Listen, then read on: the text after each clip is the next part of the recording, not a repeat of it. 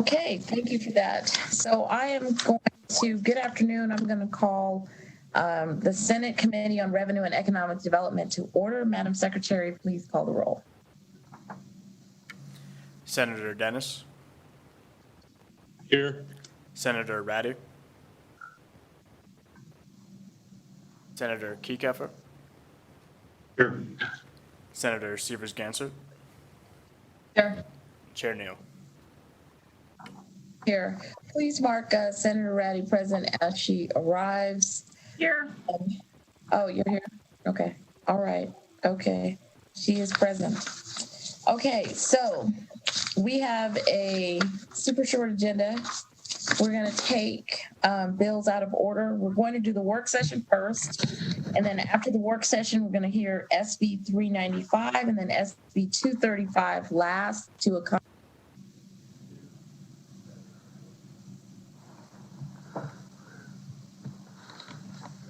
Madam Chair, you're muted. Muted. Oh, it's called the end of the week. Okay, I'll take it later. So we have a short agenda. We are going to take the bills out of order. We're going to do the work session first on SB 310. Then we will hear SB 395 and then SB 235. Senator Harris has other things. We're trying to accommodate her in another committee. So we will go ahead and move towards the work session for SB 310. SB 310 makes the appropriation for the MV Grow program. We heard it last week. And then I will have Mr. Reel take us through the work session document. Thank you, Madam Chair. For the record, Joe Reel, Deputy Fiscal Analyst with the Fiscal Analysis Division of the Legislative Council Bureau. The work session today is Senate Bill 310. The work session document is available on Nellis. This bill makes an appropriation to the Nevada System of Higher Education to enable the College of Southern Nevada to assist and carry out the Nevada Grow program, sponsored by Senator Neal and heard in this committee on March 25th. Senate Bill 310 provides for a general fund appropriation of $400,000 to the Nevada System of Higher Education to allow the College of Southern Nevada to perform certain tasks relating to the administration of the NV Grow program, originally established by the legislature in Assembly Bill 399 of the 2015 session. Specifically, the appropriation allows the College of Southern Nevada to provide or obtain such services that may be necessary to assist and carry out the NV Grow program, employ a geographic information specialist to assist small businesses who participate in the program, employ a lead counselor selected pursuant to the provisions of the NV Grow Act, provide stipends to counselors and members of the faculty of the Nevada System of Higher Education to provide services in connection with the program, and to make direct program expenditures to assist and carry out the program, including without limitation expenditures for data software, marketing tools, interns, field trips, and grants to members of the stakeholders group to assist and carry out the program. The work session document outlines the individuals that testified on the measure. And as Madam Chair referenced, there is an amendment on page 2 of the work session document. It was mentioned during the hearing on the bill, and it's summarized here in the work session document. It would amend section 1, subsection 1, and add a new paragraph F to create an incubator program. And you can see there the provisions of the incubator program are outlined here. And I'll just note that the third paragraph, you would notice it adds an appropriation of an additional $200,000 as money becomes available within federal relief funds. And with that, Madam Chair, I'll be happy to answer any questions. Thank you for that. Members, any questions on the amendment or the bill? It's not as pretty, and we'll clean it up later, but it was something that was addressed in the hearing, and the focus of the amendment was to try to expand Nevada Grow to businesses that intend to pivot because of the pandemic and may be in a startup mode. And since we're already doing counseling, coaching, and support, and giving technical assistance, we thought that we could expand. And as you saw in the MV Grow presentation, we're already bringing them into the CSN space and helping them to develop their e-commerce platform. So I don't know if money will become available, but if it does, then we shall see.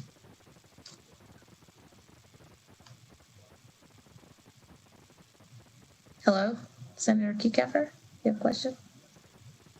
No? Okay, so then I will take a motion for amend and do pass. So moved. Second.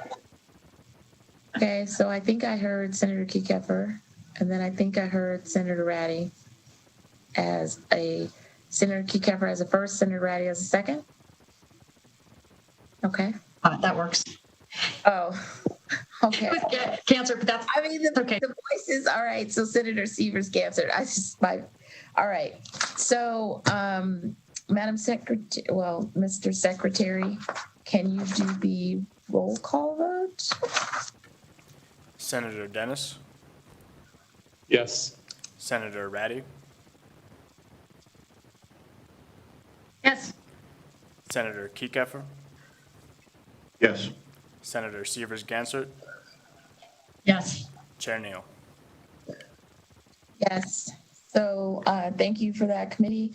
So the SB 310 is an amended to pass, and I will assign this awesome floor statement to me once it ever leaves finance. Okay.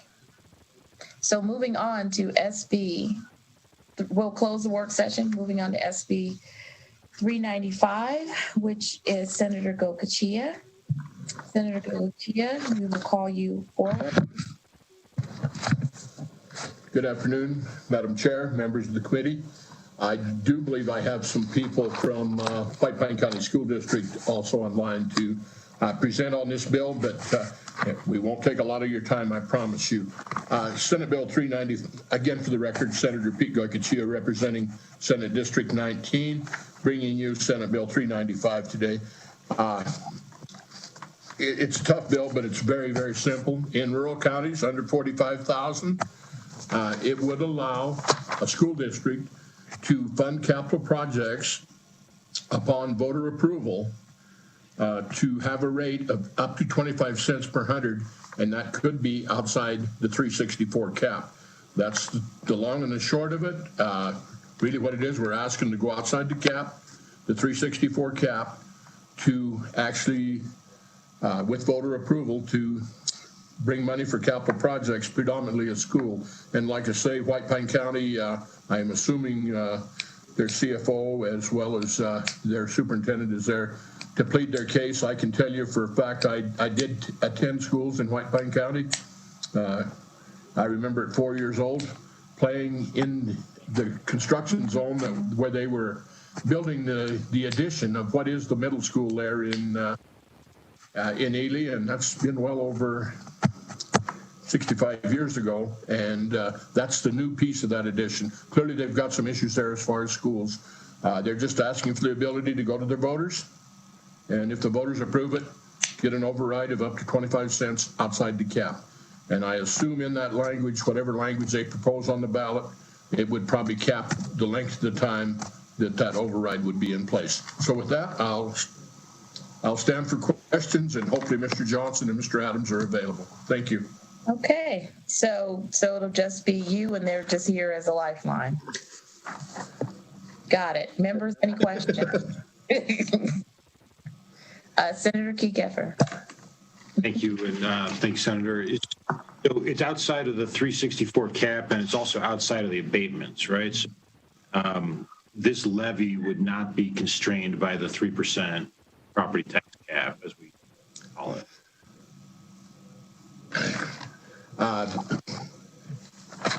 To Senator Kekeffer, through the chair, it is definitely intended to be outside the abatement. So as far as, I don't know if, I don't think that, I didn't believe that would exempt it from the 3%, but assuming it probably would, because the 25 cents would increase the rate enough to get us outside that 3%.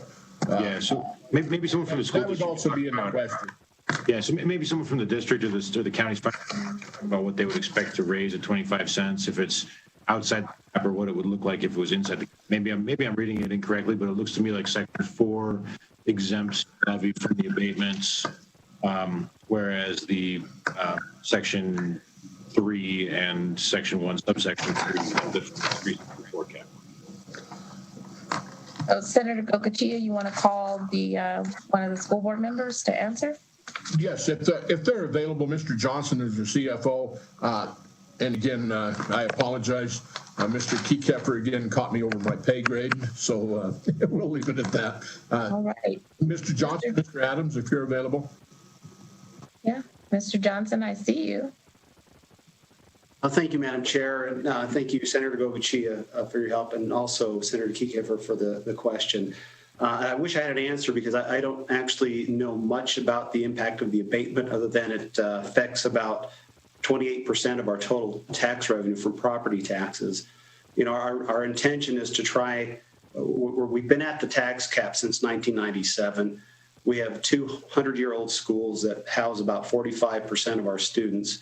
And I have been the CFO here for about 24 years, and I've been trying for that period of time to figure out a way to replace these pre-World War I school facilities. The amount of money that we're asking to raise is not going to cover the full cost of a school. It would be a partial approach. 25 cents would bring in about $7 million, excluding net proceeds of minerals based on our current property tax base. Okay, thank you for that. So Mr. Gendon, because Mr. Gendon can answer the question, so I'm going to ask Mr. Gendon to clarify on the record. Well, Mr. Johnson, I think answered. For the record, this is Russell Gendon with the Fiscal Analysis Division. And so I guess I was looking at Department of Taxation's FY21 Red Book and had the assessed value for White Pine at around $670 million in that fiscal year. And so then 1 cent per $100 of assessed value would be about $67,000, I guess, when I do the math. So I didn't know if that was aligning with what Mr. Johnson was saying with regard to what he thought. And again, that would be the Red Book assessed value number for FY21. I don't have anything for the current fiscal year, FY 2022. And then Senator Keykefer's question on the 3%. Yes, that would be the provisions in Section 4 of the bill, subsection 2, places the rate that would be approved by the voters if this bill were passed and it went to the voters. It puts the rate outside the partial abatements, and you see the 3 sections referenced there in subsection 2 of Section 4 of the bill.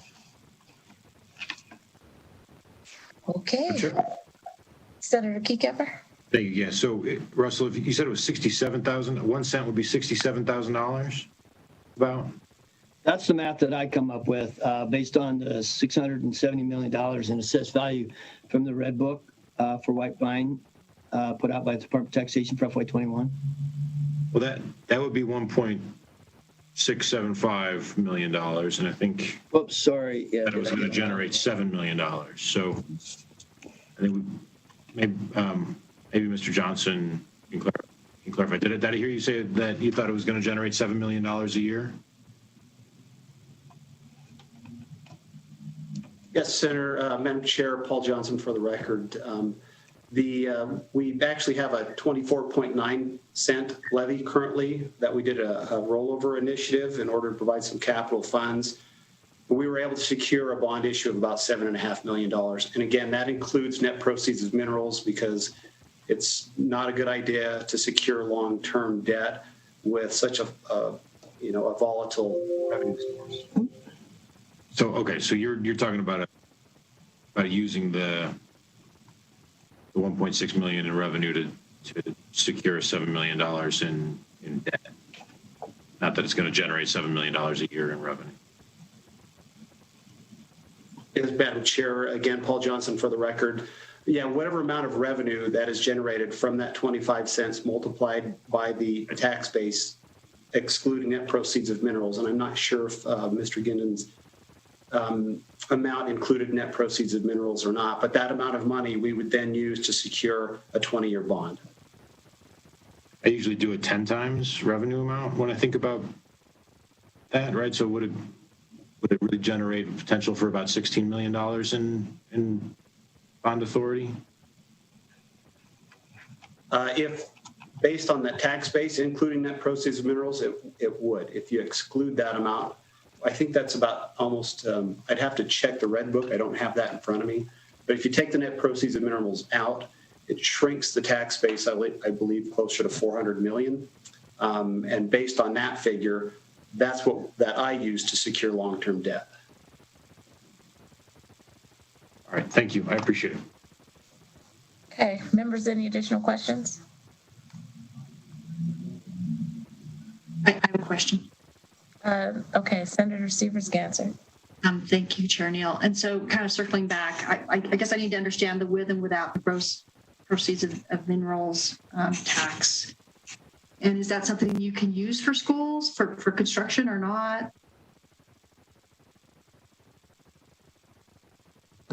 If that question is headed to me, Senator Goycochea, for the record, clearly the school's portion of the net proceeds could be used for school construction. Again, it's not wise to bond on that, especially if you're a rural county. We've all been involved in the chicken and feather scenario that happens there. And so typically no one, most of it is used for one-shots. If it is truly net proceeds, you try not to incorporate it in your budget in any form. Because you don't know if you got 100 million this year and 10 cents next.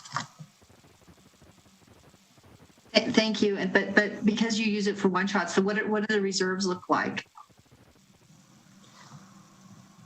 Again, I'd better refer to Mr. Johnson as far as their reserves. I know White Pine County is doing fairly well with Ball Mountain Gold, Kinross there right now. But again, if we go back 10 years, over the last 10 years, there's been years they actually paid money back. Mm-hmm. The county.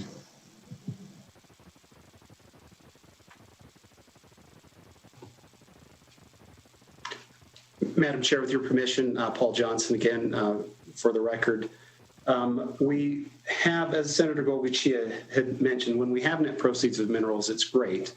But we never know from one year to the next what the amount is going to be or whether or not we will have any. I've actually been in this position long enough for periods of time where there was zero net proceeds of minerals.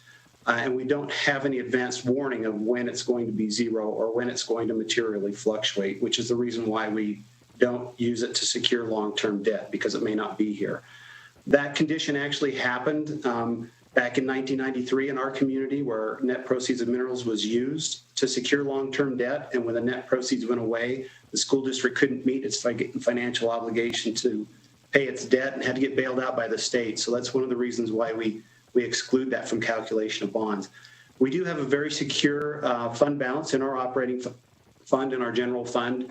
It's in excess of the 16.6% that's identified in statute under the bill SB 543 that was passed last session with respect to schools. And we do have a comfortable fund balance in our debt services fund that we are helping fund capital improvements on a pay-as-you-go basis with that levy. So, but there's no guarantee that will continue. The mine that we have here has a definite mine life that terminates whenever mineral prices are no longer cost beneficial to extract. But currently, we are in good position both on our operating fund side and our debt services fund side.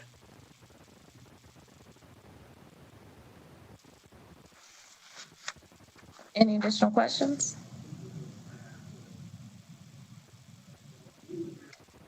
Okay. All right. So then, Senator Goycochea, do you have any additional comments before we go to questions? Public support? No, I don't. I don't know if Mr. Johnson had Superintendent Young with him or Adams with him or not. Mr. Young? Yes, Chair Neal, thank you. I do have a few comments that I would like to make, pending your permission. Go ahead. Thank you. Thank you, Senator Goycochea, for introducing this for us. And I'd like to give a special recognition and shout out to Paul Johnson, who's really put in a lot of work behind the scenes for many years to help us move forward with our facilities. My name's Adam Young, for the record, the superintendent of White Pine County School District. And I'm a White Pine born and raised kid. I attended UNLV for both my bachelor's and master's degrees. And I'm very proud to call Ely, Nevada my home. As members of the Senate Revenue and Economic Development Committee, you keenly understand the connections among industry, workforce, economic development, and world-class schools. As a superintendent and a lifelong resident of one of Nevada's rural counties, I understand those connections too. I meet regularly with members of our local government and industry in my community, as well as parents and students. In White Pine, we have developed an aggressive district performance plan that pushes towards what our motto is of world-class learning. And this includes opening a STEAM academy, operating innovative real-life preparation programs, creating college and career-ready specialists to stretch students towards their goals and more. We are on our way towards achieving this mission, and the possibilities are really exciting. But imagine trying to persuade families to relocate to Ely when, upon touring our 1909 elementary school, they learned that fire suppression systems, ventilation in the midst of a pandemic, no less, and campus security are limited due to the age of the facility and the cost of remodeling. Somehow, the innovation of a STEAM academy, which enrolls 1/3 of the students, has a little less luster after such a tour. And similarly, imagine emphasizing to employers our focus on equity and inclusive practices for children in the community when a tour of our 1913 middle school reveals that there's no ADA access for 2 of the 3 floors. And again, based on estimates from experts in the construction industry, the cost of remodeling is nearly equal to that of building a new facility. Equity in theory and concept only goes so far unless there's equity in practice. This bill, just as described by Senator Goycochea, allows for smaller school districts, many of whom are already maxed out in bonding capacity under existing law, to go to the voters of their county and secure funding that will help remove some of these structural barriers that limit their progression and do inhibit economic development. Here in White Pine, through the cooperation of our local governments, our parents, our voters, our students, and industry, the proposed changes would allow us to seek funding to move our students out of these facilities constructed prior to World War I and into ones that match and support our vision of world-class learning. Those are my comments, and I appreciate your time. Thank you for that. So we will go ahead and open up for support for SB 395. BPS? Thank you, Chair Neal. If you would like to offer support for SB 395, please press *9 now to take your place in the queue. Again, to testify in support of SB 395, please press *9 now to take your place in the queue.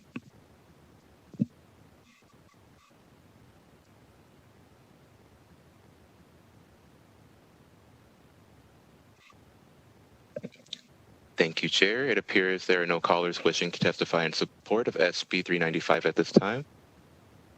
Okay. We'll go to opposition. If you would like to testify in opposition to SB 395, please press *9 now to take your place in the queue. Once more, to testify in opposition to SB 395, please press *9 now to take your place in the queue.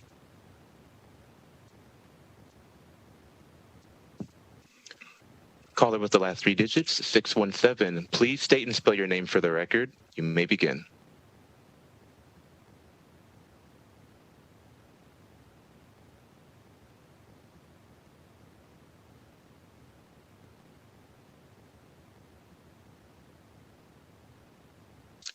Caller with the last 3 digits, 617. Please state and spell your name for the record. If you are having difficulty unmuting yourself, please press *6. You may begin. My name is Juanita Cox, spelled Juanita, Cox, COX. I am opposed to SB 395 to change the rural counties' property taxes basis, even though you graciously give the people an opportunity to vote on this property tax increase. I know that the Republican legislators will stand strong in support of the Nevada Republican Party platform's position against no new taxes, and their efforts are sincerely appreciated, although I'm shocked that the sponsors chose to abandon our principles. As for even proposing this property tax increase, when Nevadans are still suffering the economic hardships created by lockdowns and various emergency declarations, is unthinkable. How do you expect people who are concerned about keeping a roof over their head, feeding and clothing their children, while often at home teaching their kids because of school closures, how do you expect them to pay for more property taxes when they can't pay their obligations now? Story County was screwed already over your Tesla deal when we didn't get school funding from their property tax deal for 10 years. So now you want the taxpayers and barely hanging on business owners to pay more property taxes, quote, for the children? The biggest percent of school taxes goes to Clark County. How many times are rural counties going to have to pay? Vote no on SB 395, even though this gives the people in the rural counties the right to vote on this property tax increase, we still strongly oppose it. How can you even consider raising property taxes when Nevadans are still suffering the economic hardships created by the emergency shutdown? People have lost their jobs, their homes and businesses, and now more will lose their homes and businesses because they won't be able to pay the increased property taxes. Do you really care about the people of rural Nevada or securing more money for big government? Thank you.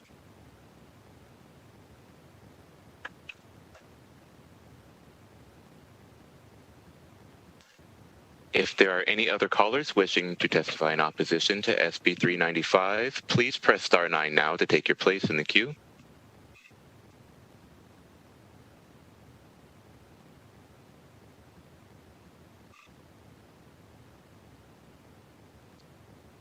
Caller with the last 3 digits, 859. Please state and spell your name for the record. You may begin. Good afternoon. This is Janine Hansen, State President, Nevada Families for Freedom, JANINEHANSEN. We understand the concerns of White Pine County and trying to build new schools. We are concerned about the broad nature of this SB 395 that would allow 11 rural counties to raise their property taxes. Even with a vote, we know how it happens, like it did in Washoe, when the governments combine to promote increase in taxes and the people lose out even with the ballot. It's a very bad time to raise taxes at this particular moment. You know, there are other ways we can address the school issues like Arizona has. They introduced the empowerment scholarship accounts in 2011 and 12, originally reserved for special needs children. The program has since expanded for children in failing schools. The program is groundbreaking in its flexibility of how the account can be used. Money in the accounts awarded by the state can be used for tuition, textbook, tutors, online classes, homeschool materials, and more. Analysis from the Goldwater Institute shows that the state saves $12.25 million per year for every 5,000 students who utilize the empowerment scholarships. We can reduce the cost of schools by encouraging choice in education. I live in Elko County, which will not be affected by this tax, but I've noticed numerous businesses in Elko that have closed permanently during this last year of the emergency shutdowns. Other people who will be losing their homes because they've lost their jobs and they have also or lost their businesses. This is no time for a tax increase. We already pay, according to the Institute for Policy Innovation, 56% of our annual personal consumption in federal, state, and local taxes. We just can't afford more. And so we are concerned that this applies to 11 of our rural counties who may be having the most difficult time during this pandemic. Thank you.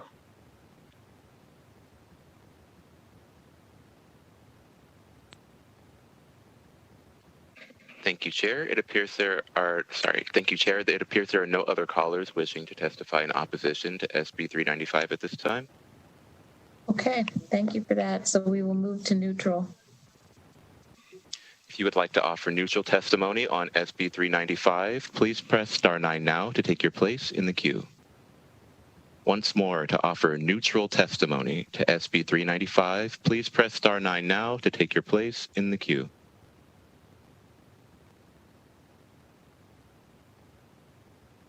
Thank you, Chair. It appears there are no callers wishing to offer neutral testimony to SB 395 at this time. Okay, thank you for that. So, Senator Gokachia, we have an additional question from Senator Kiekefer. Thank you, Madam Chair. I appreciate the second opportunity. So the bill doesn't, as I read it, the bill doesn't require a county commission to place this question on the ballot in any place. So the normal process would have to be followed where a county commission would sort of voluntarily put this question on the ballot. And then if it passes, they're obligated to impose it. Is that the process? So a school district in any of these counties would have to convince the Board of County Commissioners to do this in the first place. That's Senator Gokachia, for the record. That is correct. That's the only way we can get a vote on a ballot in a rural county, unless we actually did it by referendum, by petition. And clearly the bill intends for it to go before the Board of County Commissioners, request a ballot. I think there are people that believe that in White Pine County, the commission would in fact bring that ballot question forward. Okay. But the board hasn't taken a position on the bill one way or the other at this point? No, sir. And just as my closing comments, that's truly what this bill is all about. And I'll, again, in the interest of time, this is enabling legislation that would allow, we heard the comments about the 11 rural counties. They are ultra conservative, trust me. And most of them are not going to stand for not going to approve this. This is going to be a heavy lift. I think Mr. Johnson and Mr. Young understand that, as well as the people in White Pine County. So it's going to be a heavy lift to get it on. I do believe the commissioners probably would entertain that ballot question and let the people decide for themselves.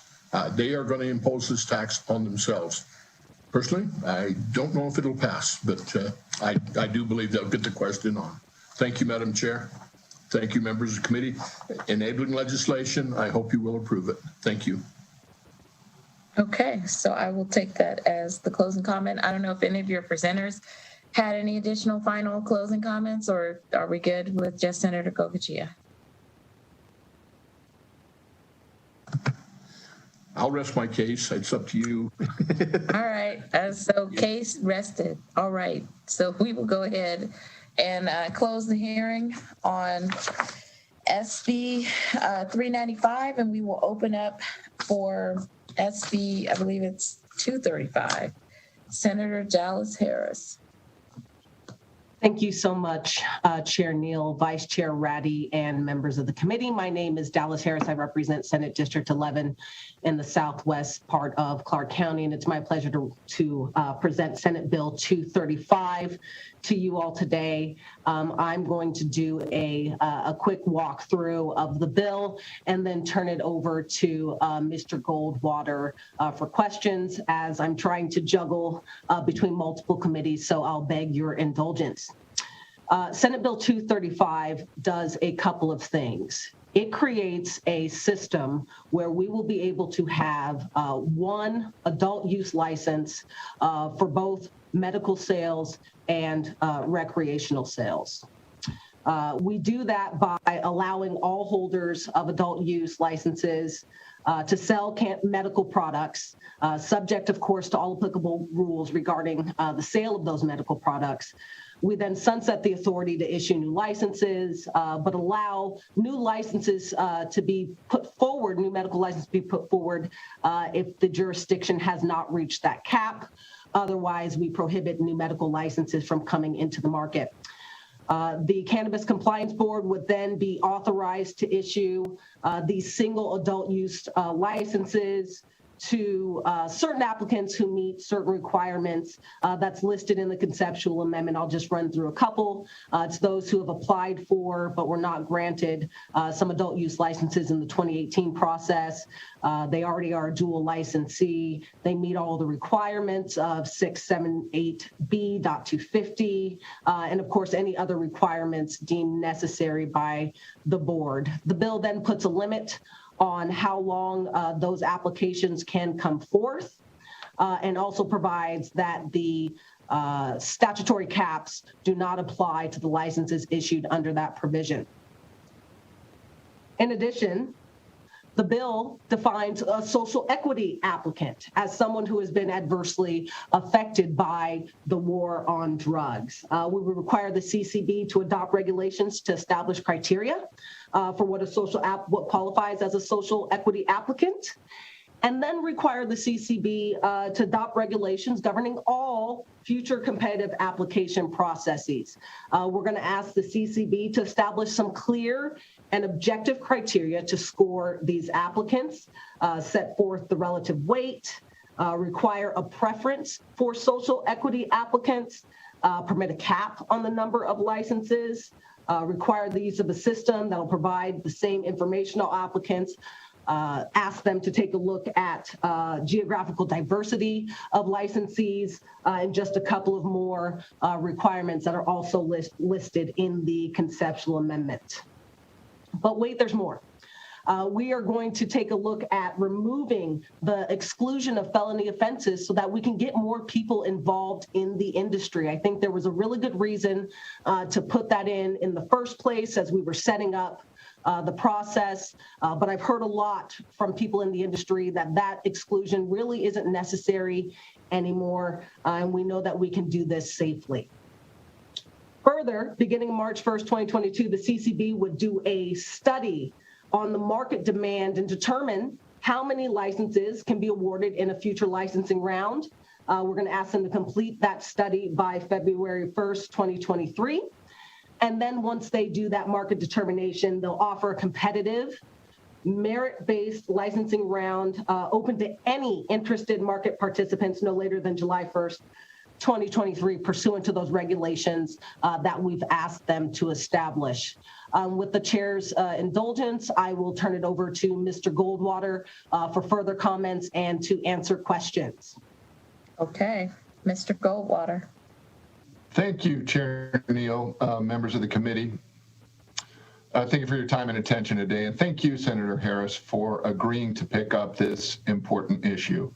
Let me start out by outlining our presentation today, briefly describe what is available on your NELIS regarding SB 235, and then give you a little background on the genesis of this bill. The other members of our team today are Joanne Abajian of the Apothecarium, who will discuss the impacts of the bill on Nevada's medical cannabis program. Then Bonnie Chu of Euphoria Dispensary will discuss the economic benefits we can all expect, as well as a market analysis suggesting there's sufficient opportunity in the market for what we are proposing. Finally, Mark Fiorentino, representing the Grove, will outline in detail the proposed amendment as well as the judicial decision handed down in the controversy involving the last round of licensing.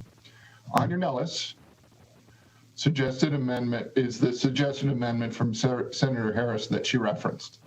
There's also an economic report from RCG Economics, a brief PowerPoint that flows through this presentation. I'm not going to use it because it's much more fun to sort of stalk everybody's background on the Zoom. And also there's a copy of Betsy Gonzalez's decision regarding the difficult 2018 licensing process. As our nascent cannabis industry continues to evolve, we're continually dealing with opportunities to improve. The last round of cannabis license in 2018 offered a huge opportunity not only to improve future licensing application process, but also provide some remedy for the mangled process of 2018. As we contemplated how to solve some of the challenges, we were also faced with incongruous dual licensing structure in Nevada. We approached then Senator Ivana Cancela with some ideas that are currently in SB 235. Obviously, she was demoted from working as a state senator to work in the federal government, but Senator Harris bravely took on her work and has improved this measure through her amendment.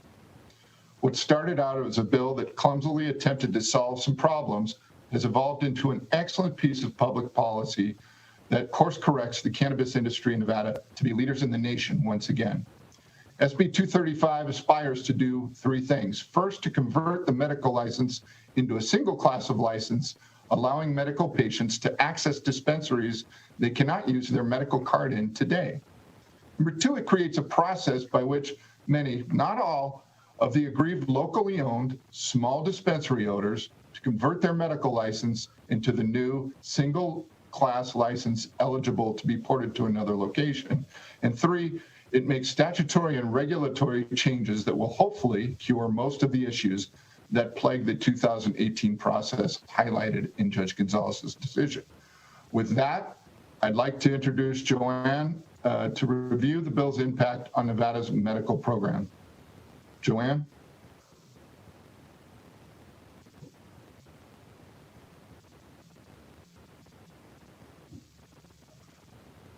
Is she on?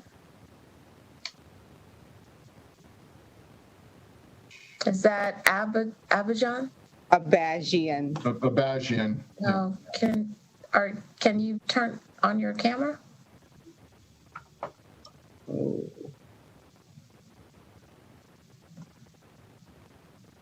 Yes. You. All right. You are on. Thank you, David, and good afternoon, Chair Neal, members of the Senate Revenue and Economic Development Committee. My name is Joanne Abajian, and I am the owner of the Apothecarium Dispensary, Production and Cultivation. The Apothecarium is a Nevada-owned, minority-owned company. We are extremely proud of this fact. We are not owned by a corporate conglomerate, nor are we owned by a Canadian public traded company. We opened our medical marijuana dispensary and cultivation in February 2016. And from that time on, serving medical patients has been one of the cornerstones of our business. In that time, we have served more than 68,741 patients and continue on a daily basis to provide important medication to Southern Nevada's medical marijuana community.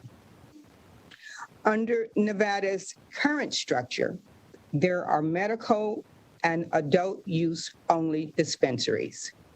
Medical patients cannot use their medical cards at adult use only dispensaries, and there is no way for a patient to tell the difference. By creating only one class of dispensary license, all dispensaries can participate in Nevada's medical program and expand access to patients throughout the state. I appreciate Senator Harris's efforts to create a single class of dispensary licenses. I believe this will not only help patients and dispensaries, but will lighten the burden on the Cannabis Compliance Board of maintaining two separate classes of licenses. I hope you will give this measure your favorable consideration. We urge your approval of SB 235, and I am happy to answer any questions you might have. Thank you. Thanks, Joanne. We'll hold questions till the end. I'd like to now introduce Bonnie Chu, who will go over some of the economic benefits and the market analysis that has been done by RCG Economics. Bonnie? Hi, good afternoon. My name is Bonnie Chu, spells BONNIECHU. Thank you, Chair Neal, and the members of the committee for your time. And thank you, Senator Harris, for your support in sponsoring SB 235. I'm speaking today to the suggested amended version of the bill. I'm one of the owners of Euphoria Wellness Dispensary. One of my responsibilities is overseeing the finances of the dispensary. Therefore, I'm in a unique position to share with you what kind of economic impact a dispensary can have in our local community. Also, I would like to highlight some key points of the economic report conducted by RCG Economics, and that is on your NELIS, available on your NELIS. Euphoria is a typical dispensary. We have about 50 employees. We offer health insurance. We pay very competitive wages. There are about at least 15 service and supply providers that's unique to our location, including accountants, attorneys, payroll, insurances, a wide variety of wholesalers and retailers, amongst other various vendors. While there are more sophisticated economic models that estimate employment multipliers, I can tell you from the perspective of an operator on the ground that when you open a dispensary, you create an additional at least 30 to 50 indirect jobs as well. At Euphoria, some of our employees that have had difficulty finding success in other industries have flourished in cannabis. Make no mistake, regardless of your opinion about cannabis, the Nevada cannabis industry has created thousands of good-paying jobs and improved the communities in which they operate. SB 235 is an opportunity to extend the economic development benefits of dispensary to the community in a prudent and thoughtful manner. I would like to also address any concern whether there is a market in Nevada to handle additional dispensaries. RCG Economics recently published a study that sought to answer one simple question: whether the Nevada cannabis market can handle another 40 dispensaries in addition to the 73 currently in operation and potentially another 51 that were approved in the 2018 licensing process. And the conclusion is an overwhelming yes. According to RCG's analysis, the black market sales represents a large percentage of the cannabis market. The addition of more dispensaries erodes the illegal market and expands the regulated and taxed market. In summary, SB 235 provides the opportunity to expand employment and economic development in Nevada by local operators with proven track record. Additionally, one of the most respected economists in Nevada has studied the market and has concluded there is more than enough capacity available for more dispensaries. Thank you for your time to allow me to share this information. I urge your support of SB 235. Thank you. Thank you, Bonnie. Now a face that's handsome and familiar to all of you on the committee, Mark Fiorentino, representing the Grove, can go over in some detail the proposed amendment as well as some of the challenges and issues raised by Judge Gonzalez in her decision. Thank you, David. Madam Chair, thank you very much for the opportunity today, members of the committee. And I'd like to also join the thanks for Senator Harris for being willing to take on these issues that are reflected in the bill. I think Senator Harris actually did a very good job of going through the conceptual amendments, but I'm prepared to go through them in more detail and answer questions if you have any, Madam Chair. I will start by saying this: the Judge Gonzalez's decision, we put it on Nellis for everybody to be able to see and read on purpose. If you have a few minutes, it's a relatively easy read, believe it or not, even though it's pretty extensive. I encourage you to read it. But in case you don't, I'm sure if you haven't already, you'll hear from lots of different lawyers about what that opinion says and what it doesn't say and what it means and what it doesn't mean. Frankly, I don't think it's in your best interest or in the best interest of the state to go down that rabbit hole. I will just say this to you. If you read it, I don't think anyone could seriously argue that the decision points out to that the last round was flawed. There were some very serious flaws that occurred in that process. So as Senator Harris pointed out to you, we tried to address some of those flaws in this bill, and I think the conceptual amendment shows you precisely how we would do that. And I guess I would suggest this to you of why that matters. You know, why do you care about there being flaws? I'd say two things to you. One, they need to be fixed. And so again, if you only have a minute or two and you only want to read the last couple pages of the Judge Gonzalez's decision, you can understand why some of these problems need to be fixed. And it's your job to fix them, and you're in a unique capacity to do that, I think. I think it's also relatively clear that that process denied some opportunity, some economic opportunity for the state. And that's the other issue that the conceptual amendments are designed to address, to enhance the ability for companies that are ready, willing, and able to proceed on short notice to continue to invest in the state, create new jobs, and create new tax revenue. So I'm not sure how you want me to proceed, Madam Chair. Again, I think Senator Harris did a very good job of summarizing, but I can go through it in more detail, or I can just go through it in enough detail to answer questions, the conceptual amendment, whichever you prefer. We will just go ahead and move to questions. Members, do you have any questions? I'm going back to the camera. Senator Kekeffer. Madam Chair, my questions are probably for Mr. Klimas on just sort of an informational perspective rather than the proponents of the bill. So I'll defer to you to let me know when the appropriate time is for that. Okay.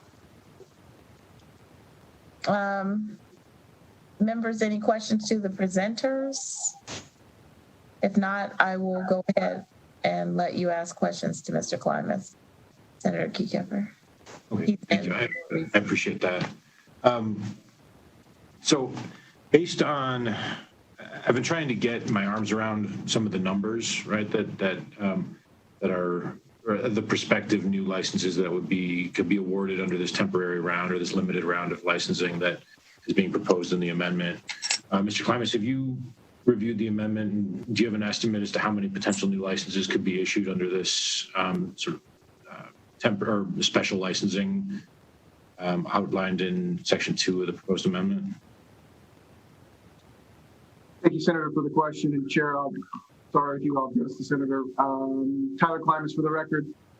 So the way we looked at this, as far as Section 2, what we see is there was 127 applicants in that 2018 round. 17 applicants were awarded the 61 licenses for a standalone retail facility. So, that leaves 110 applicants out there. I would certainly defer to the bill sponsor if they've got clarification. But the way we see this, Senator, is that, there's potential here for 110 retail facilities to come online as a result of Section 2 in this proposed amendment. So are all 110 of those currently holding a license? The way it's been explained to me is that they would have to be basically converting the medical portion of an existing dual license. Right. So up until 2018, they were 1 for 1. So all of those before 2018 were essentially dual license. So yes, these would be for a standalone. Tyler Klimas, the record. I apologize. This would be for a standalone recreational retail facility. However, in conjunction with the first section, which would allow a retail to sell medical, it would be essentially irrelevant at that point.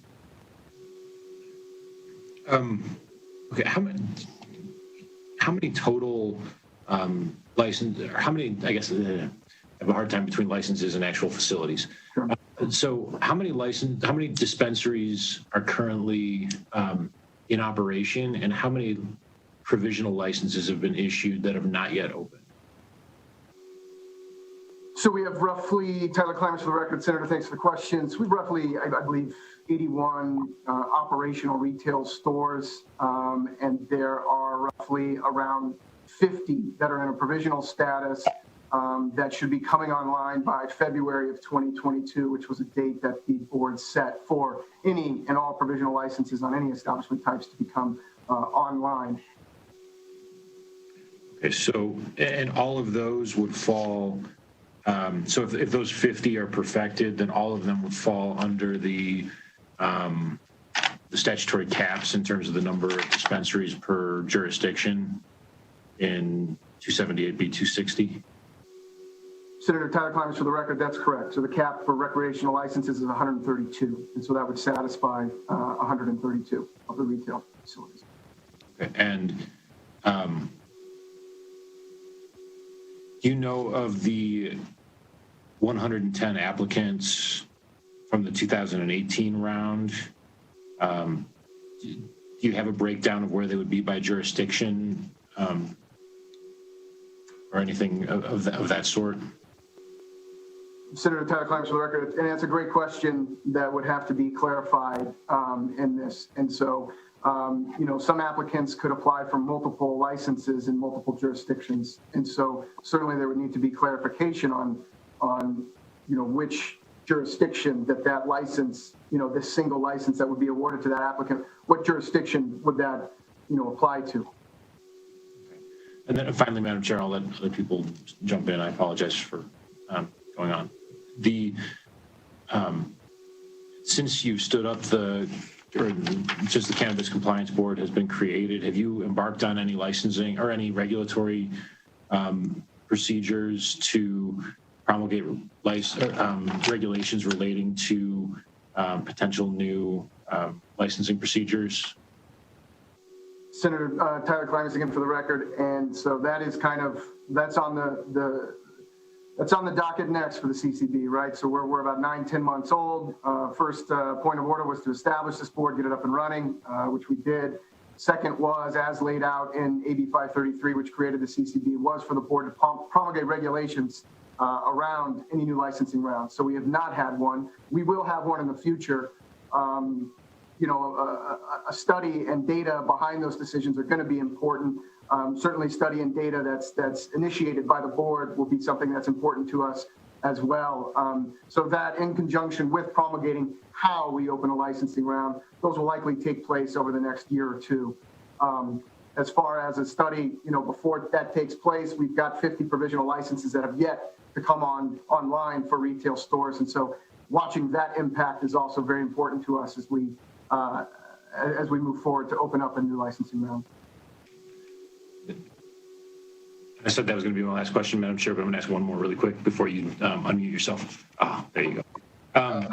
Go ahead. Does the board currently have full discretion over when to open a licensing round, or and what discretion, if any, does the board have right now relating to those statutory caps by jurisdiction or the total number of dispensaries?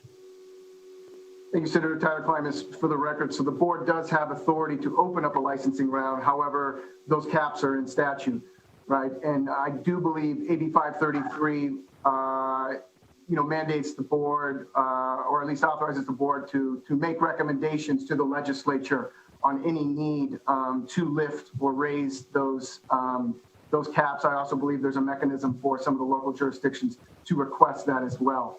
Either way, it would have to go in front of the legislature to change that statute on the 132. Okay, thank you. I appreciate it. Thank you, Madam Chair. Thank Madam you. Chair? Yes. David Goldwater here. I think it might be informative if you could allow Mr. Fiorentino to address some of the, to address Senator Kekeffer's question and sort of sharpen up Mr. Klimas's estimates. Okay. Go ahead. Thank you, Madam Chair. So in fairness to Director Klimas, we were working on some of the details of this conceptual amendment, and we're kind of at that stage in the session where, but I actually think the number of potential licensees in answer to your question, Senator Kekeffer, is significantly less than 110. And here's why. So if you focus again on proposed amendment number 2 and subsection 2 of number 2. So the combination of subsection 1 and number 2, you had to have applied for, but were not granted. And Director Klimas indicated that was about 110 in his estimation. But it's number 2 that creates the significant limitation, because on the effective date of the act, you had to be a dual licensee. As I understand it, that number is around 60 plus or minus, somewhere between 60 and 65. So if you take 60 or 65, let's just use 60 for sake of the discussion today, and you subtract from that the 17 who got licenses in the last round, the outer limits is probably closer to 40, 43. But if you continue to use the rest of the criteria that are set forth there in subsection 2, I suspect the actual number will be substantially less, maybe half. And that's primarily because of subsection 4 of the Second Amendment, which would require you, if you are going to apply in this new round, to show that you've already obtained your local government approvals. So you'll have to be ready to go in the next 18 months with local government approvals in place. So, and this is just my estimation, but of that 43, it's probably closer to 20 who can and will be willing to do that, and ready and able to do that. I think that also addresses your second concern about which jurisdictions would they fall in. So although I don't think anybody could give you a specific answer about primarily where they would go, they're roughly, in my opinion, again, going to be roughly distributed amongst the population centers, because no one's going to invest in a location that can't be supported by the market and the geographic area. And by the time you weed through which local governments allow recreational, because there are still some out there that don't, all of those limitations add up to, I think, certainly substantially less than 110, and probably in the area of roughly 20. I will say this, though, I won't speak for Senator Harris, but I believe she's willing. If the concerns ever since the bill was introduced was the flooding of market with too many licenses. And so I think she's open-minded to any other reasonable suggestions in how to further limit that and to create some of the, to alleviate some of the problems and inequities that were caused by the last round. Thank you, Madam Chair. Okay. Senator Ratty. Thank you. If I could just build off of that, because I'm now just confused. So the 20 that are left-ish, they're existing dispensaries that only have medical licenses and they want to have recreational, or they would be a brand new licensee? Madam Chair, Mark Fiorentino for the record. You want me to take a stab at that?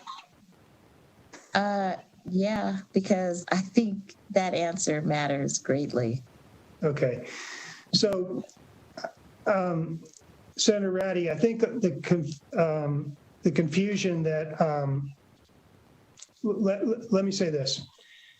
I think the original bill created that confusion about what does it mean to convert a medical license and how we're going to all do that. But if the heart of your question is, how many potential new adult use licensees will we have if we pass this bill? I'll walk you through the numbers again. There will still be, okay, go ahead. It looks like that's not your question. Not my question. What's the question? Sorry. Well, I think I've lost the problem statement. Bill is actually trying to solve. So my understanding of what the bill was trying to solve was confusion in the marketplace for the patient, because sometimes they would go to a building that was labeled a dispensary and you could only buy medical there, and sometimes you would go to a building that was labeled as a dispensary and you could only buy recreational there, and then sometimes you can buy both. And so that's the way the problem was interpreted by me. And then therefore the solution was to allow some of these folks who already have just a medical only license and were unable to compete in apparently flawed issuing of licenses the last time, to be able to be both a recreational and a medical for the benefit of that licensee, but also for the benefit of the public to reduce the confusion. So if I'm a patient now, I can go anywhere I want to get what I need, and I'll just get the 10% tax reduction, but not have to worry about if I'm at a medical or a recreational spot. So are the 20 that are left solving that problem? It's actually a different part of the bill that solves that problem. So thank you for asking the question now that I understand it. There are very few today or going forward medical only licensees. And those only exist in jurisdictions that didn't allow recreational use. However, there are potentially going forward a large, approximately 60, because the last round of licenses was only adult use licenses. So there were approximately 60 issued in the last round. If they all get put into effect, none of those would legally be able to sell medical product to patients because they don't have a medical license, nor could they add a medical license because medical licenses under the statute are capped, and in almost all the jurisdictions have reached that cap. Does that make sense? So, Senator, yeah. Go ahead, David. David Goldwater, for the record, Madam Chair, let me take a stab. The answer to your question is yes, Senator Ratty. The additional 20, possible 20, possibly more, with the confluence of a single license class addresses the problem that you outlined in your question. And we've tried to solve in this bill. So who are the 20? I don't mean by name and by location, but like they are currently medical licensees? Correct. Current medical licensees. And this is David Goldwater again. And they're not just, one of the other advantages of being a current licensee is in order to get your medical license in the first round of licensing, there was a preference for local dispensary owners for some local element. That was not included in the 2018 round. So of the people that hold a medical license, most of them have local roots, are smaller, and have been working in the medical cannabis field since 2015. I have a question for Mr. Clemens, if I may. Senator Chair Neal. So if you wanted to solve this problem as outlined, and you wanted to try to be fair to some of these smaller businesses that got in early, with a medical mission and got passed over, if that's the right word, for the expansion to recreational. When you do the promulgation of regulations or your process to decide how you want to do the expansion of licenses, do you have the current authority to solve this problem through the regulatory, or would you need statutory changes to do so? Thank you, Senator Vice Chair, for the question. Tyler Clemens for the record. And I think maybe, we'll need to lean again on the bill sponsors here for a little bit of clarification, because I'm a little unclear on this as well, because the 20, if that is the proposed number, they're not as I understand it, they're not medical only. We only have 2 medical only dispensaries that are operational right now. So these are both medical and rec dual licensees. They were just unable to procure a standalone rec in the 2018 licensing round. That's how I'm understanding this. So maybe that's a question to confirm with the bill sponsors.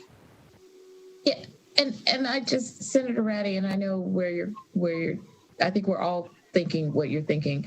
I think you guys need to be like super clear, right? Because there are new licenses, and I think that you, in your next set of answers, you need to clarify and group so that we can all get clarity on this is a new license. They've never had one.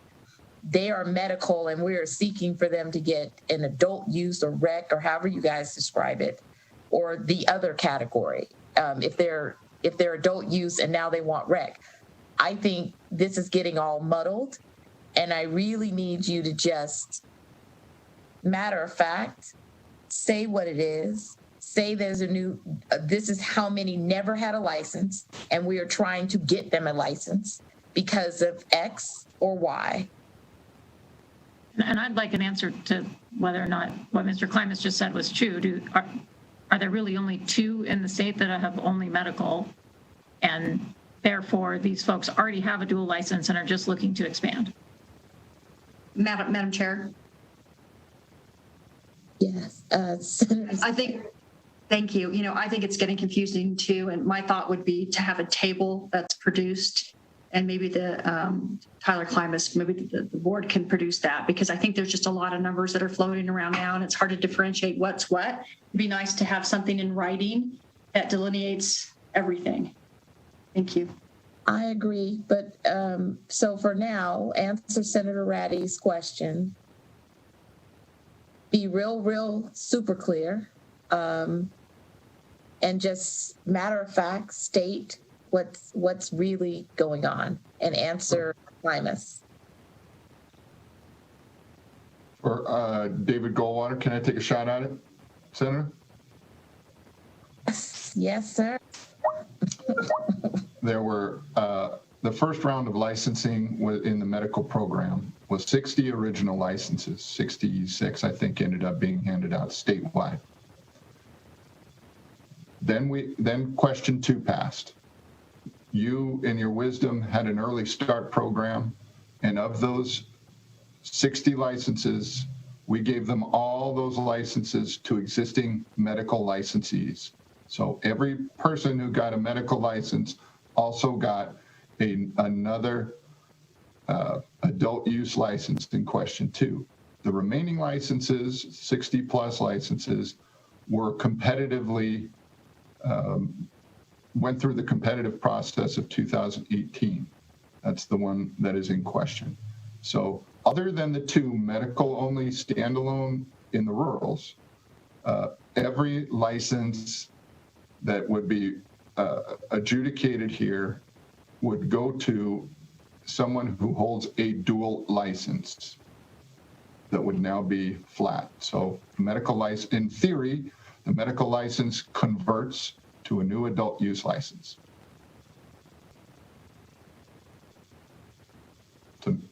Senator Ratty? Yeah, I thank you, Madam Chair. I think that adds great clarity for where I was, that the problem that we're trying to solve is not that it's confusing in the marketplace, because every single licensee that was medical also got adult recreational permission, if you will, when we did the expansion to adult. When adult was approved and we followed on with our legislation, everybody, at least if they were in a jurisdiction that allowed for it, was now in the adult market. So really then there was a round of competition. These individuals were not allowed to expand because they were not successful in that competition. And now they are looking for the opportunity to expand. And that's what, if this bill passed, they would get. David Goldwater, to answer Senator Ratty's question, if I may, Senator, that was directed towards me. Go ahead. That is true, Senator Ratty. I would add a finer point on that to remind you that of the licenses that were awarded in the 2018 process, those were adult use only licenses, and those were given to many people who did not have a medical license before. So in our community today, some of those licenses have opened up. They are adult use only. A medical patient cannot walk into that dispensary and use their medical card in a dispensary that is adult only, given out through the 18 process.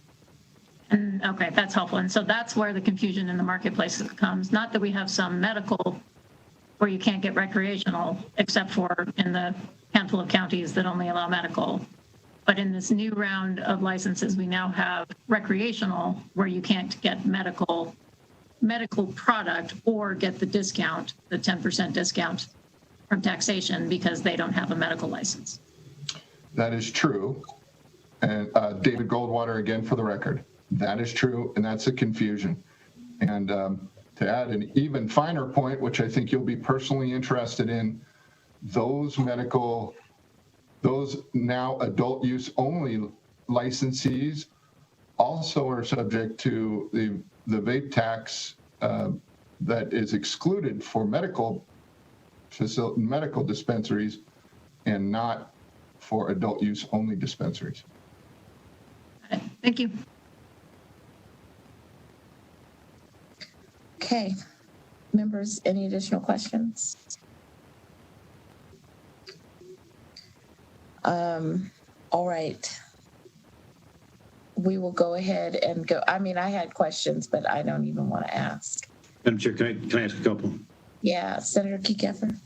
Thank you. So, according to the CCB website, right, it says there are currently 14 standalone rec, right, and 1 standalone med. So those 15 combined facilities would create this issue that you're talking about regarding potential confusion in the marketplace for a medical card holder. And the proposed amendment relating to the conversion to a single license or the elimination of the medical only license would solve that problem, right? And I'm looking for that in the amendment. Madam Chair, I can save some time if you let me. That's primarily encompassed in number 1, Senators. So it would basically allow CCB to convert all licenses to dual licenses in the way we think of them, allow all licensees to sell both medical and recreational products. Not exactly. It would allow all adult use licenses to sell medical product. That's slightly different than what you said. Some jurisdictions don't want adult use. I get it. Okay. Exactly. So that problem is solved primarily in Section 1, which is outside of the issue over new licenses being issued. Yes. Section 2 of your amendment primarily deals with the issue of new licenses as it relates to the 2018 licensing procedure, right? Section 2, Section 3, Section 4 deals with that, right? And then everything else following that is prospective. That's correct. Okay. All right, that helps me. Thank you. Thank you, Madam Chair.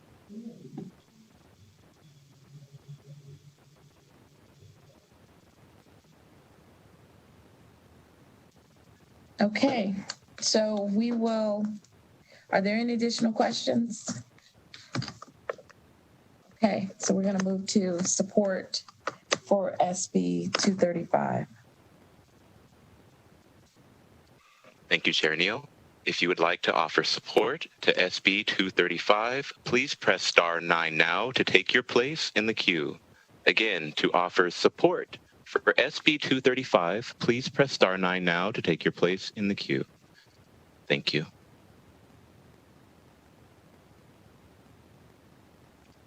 Caller with the last 3 digits, 462. Please press *6 to unmute yourself and state your name and state and spell your name for the record. You may begin.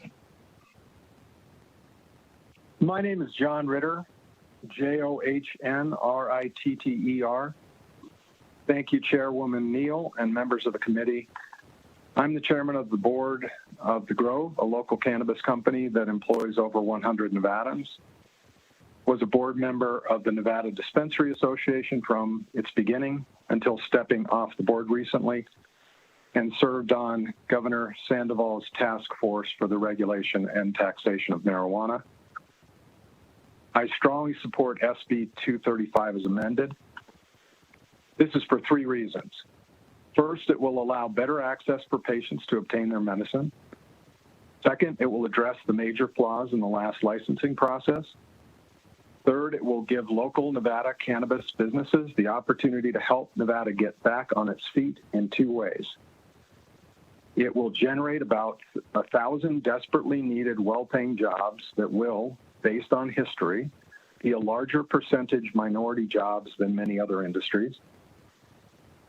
This is roughly equivalent to bringing 2 new large companies into Nevada, but without having to give tax breaks and other incentives. Instead, it will generate tens of millions in new tax revenue. Regardless of who testifies for or against this bill, all 3 of these things are in the best interest of Nevada. Thank you for your time.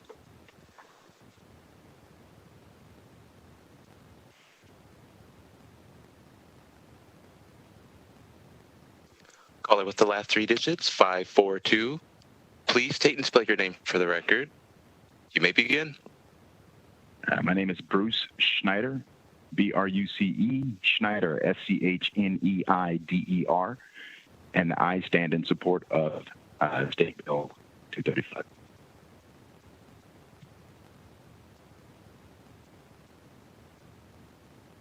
That's it. Thank you. Caller with the last 3 digits, 411. Please state and spell your name for your record. For the record, you may begin.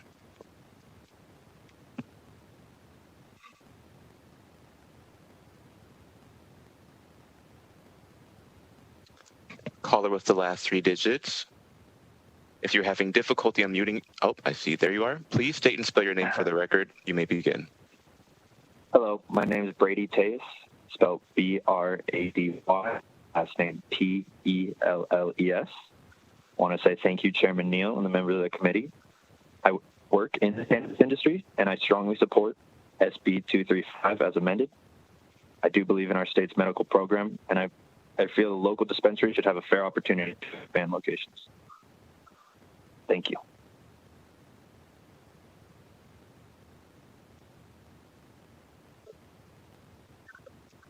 Caller with the last 3 digits, 331. Please state and spell your name for the record. You may begin.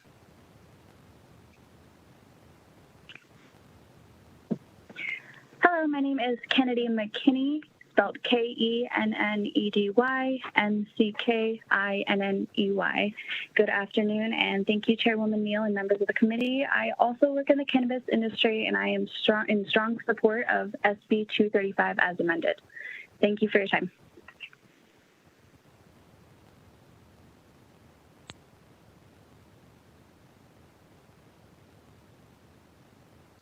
Caller with the last 3 digits, 500. Please state and spell your name for the record. You may begin. Hi, my name is Chad Christensen, C-H-A-D-C-H-R-I-S-T-E-N-S-E-N. It's an honor to testify in support of SB 325. I'm in support of Senator Harris and her efforts. Years ago, I had the opportunity to serve there in the legislature with some of you that can hear me now. Senators Gansert, Dennis, and Kekeffer, and long ago with one Senator Joe Neal. And Senator Neal, Madam Chair, I heard you say a while ago, and I just thought, okay, if I ever testify in your committee, I need to point this out. I heard you say that not long ago, you did a search for a Johnny Quest DVD, And that happens to be my favorite show from when I was a kid, to the degree that my fourth son is named Race, after Race Banner, the tough guy in that. But that's wasn't planning on that being a part of my testimony. Just wanted to point that out. I say that with a big smile on my face. I am one of the owners of Pisos Dispensary. We're 100% Nevada owned. We employ over 100 Nevadans. We pay medical and dental. We pay for college tuition. For our staff, we are in Clark County.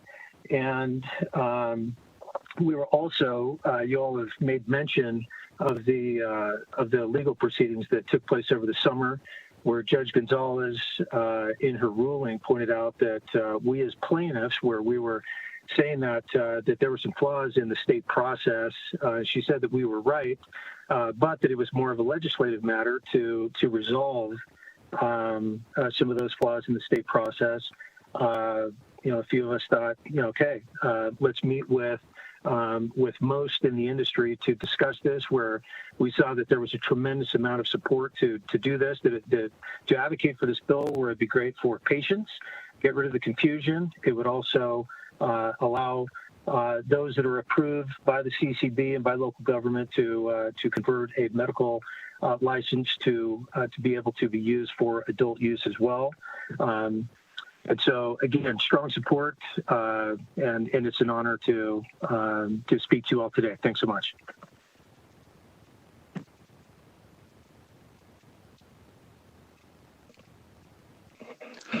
Caller with the last three digits, 137. Please state and spell your name for the record. You may begin.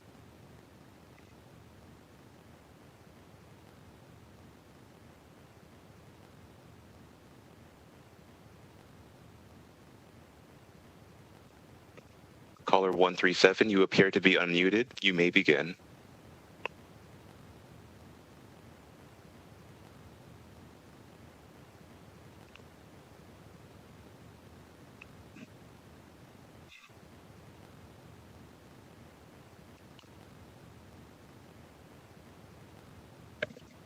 Caller with the last three digits, 393. Please state and spell your name for the record. You may begin.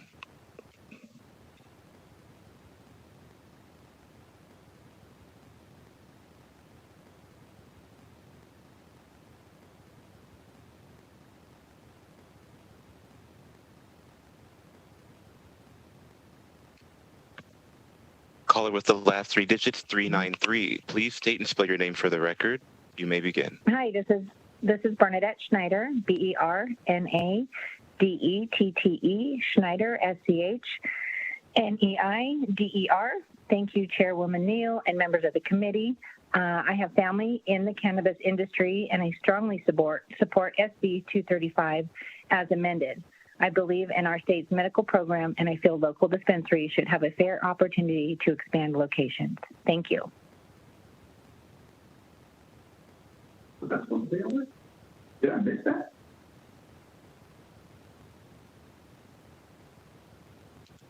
Caller with the last three digits, 301. Please state and spell your name for the record. You may begin.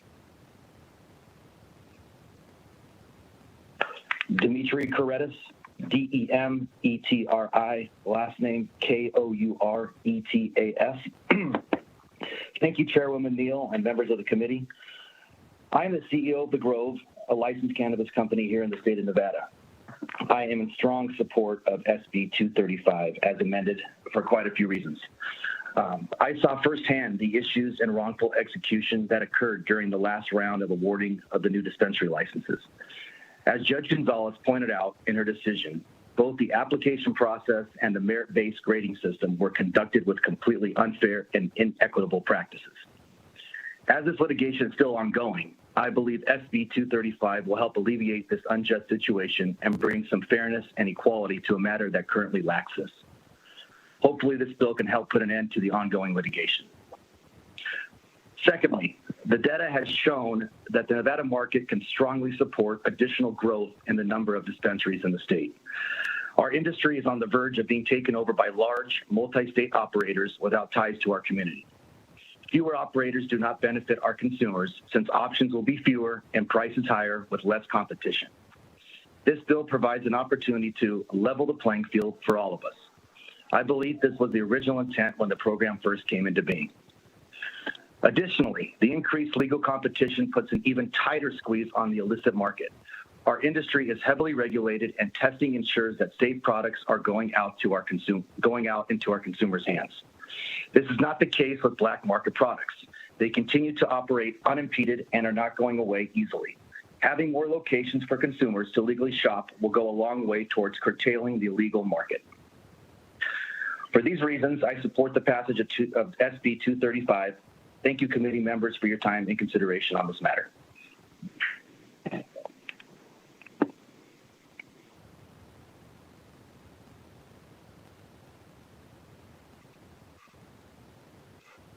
Caller with the last three digits, 145. Please state and spell your name for the record.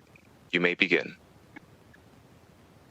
Hi, my name is William Naples, William Naples.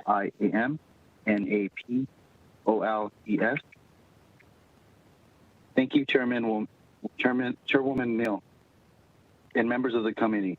I work in the cannabis industry, and I strongly support SB 235 as amended. I believe in our state's medical program, and I feel local dispensaries should have a fair opportunity to expand location. Thank you for your time.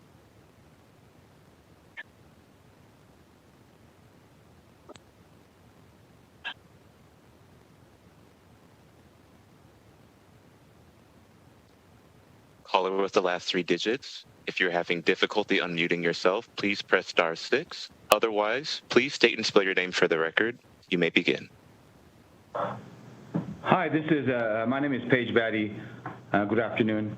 I'm a small dispensary owner, and I'm also a physician living and practicing medicine here in Nevada for the past 26 years, and I've been in the cannabis industry for 8. My children are born here, and we consider ourselves Nevadans. My company is a member of the Nevada Dispensary Association. However, we share a different view than the NDA. We are in full support of SB 235, and I want to share with you why, and I'll try to keep in less than 2 minutes. Firstly, as a physician who got into the industry because I believe in the medical benefits of cannabis, use it from my mom, we find a significant amount of confusion in our patients that do not understand the details between the recreational and medicinal programs. They don't understand why they can't get use their medical card to go to certain dispensaries, and why can't a cancer patient get their required dosages from a recreational dispensary. The new 60 or so dispensaries are all recreational only, and our patients can't obtain what they need from them. Secondly, I think it's been mentioned here before, but the Department of Taxation and Litigation, the Honorable Judge Gonzalez found the process to be unfair. However, she could not create any new licenses, and the remedy was directed to the legislative session, you guys, to bring fairness to the groups that were disadvantaged by the unfair process.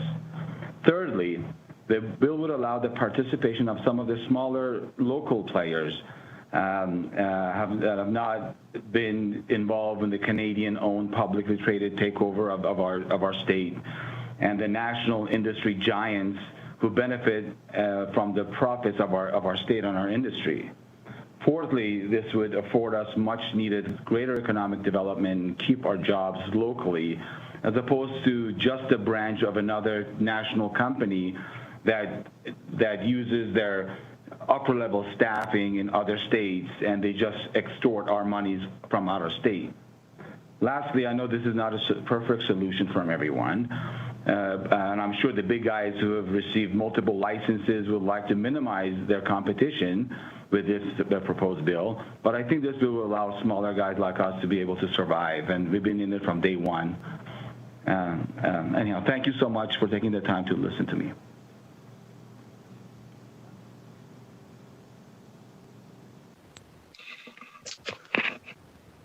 Thank you, Chair. It appears there are no other callers wishing to testify in support of SB 235 at this time. Okay, so we will move to opposition. If you would like to testify in opposition to SB 235 at this time, please press star 9 now to take your place in the queue. Again, to offer opposition to SB 235, please press star 9 now to take your place in the queue.